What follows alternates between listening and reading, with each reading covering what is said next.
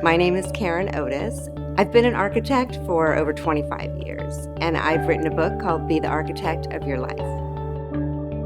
Architecture is a building inspired that has soul in it and spirit, and a life can be the same.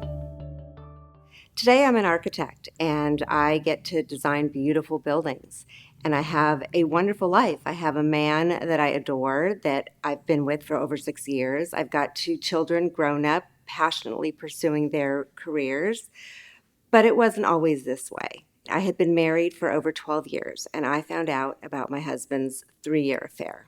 I remember sitting on the kitchen floor, sobbing, wondering, how am I going to put the pieces back together? And I looked everywhere for the answers, and nothing was really working. I saw therapists, nothing.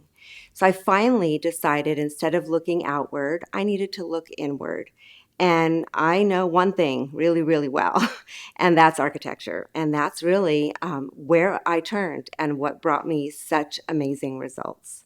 And that's what I wrote the book about.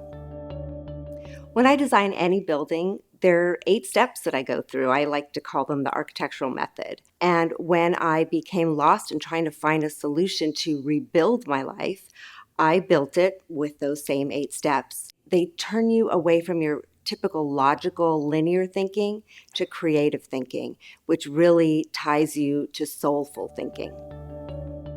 The first step that I start with is I go to the site where the building is going to be located, and I evaluate it. What is permanent there, an asset, or something that's not so good that needs to be demolished. So when looking at it in terms of a life rebuild, we start out looking at that person's site and saying, what is permanent here that they really value, they love, and what should really be at the core of that design. But then there are other things that they may think are permanent, that they've always thought were permanent, that may not be serving them. So the second step of the architectural method is really historical models. Architecture comes from previous architecture. We have classical, Greek, Roman, etc. The wall became a column, etc.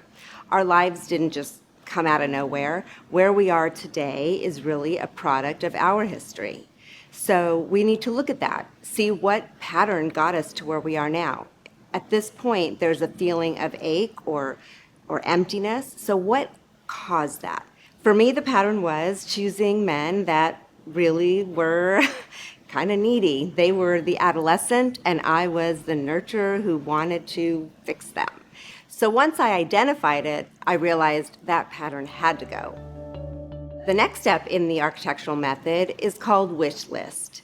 And when I'm designing a home, I work with that couple to establish their wish list. What kind of space do they want? What kind of layout do they want? An open floor plan or compartmentalized? What is it they're looking for?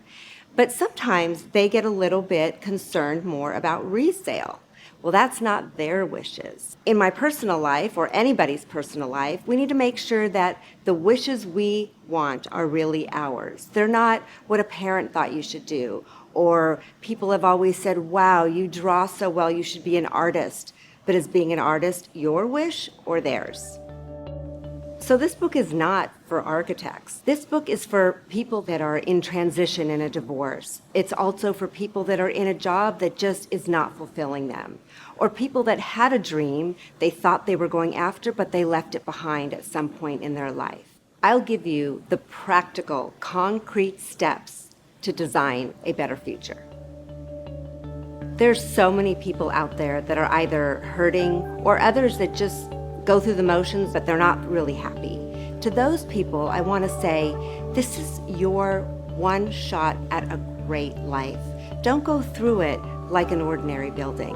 Go through it with inspiration. Go through it with passion. Make it yours. Make it resonate for you. And don't wait for some time in the future. This is the time to really make the life, build the life that you want.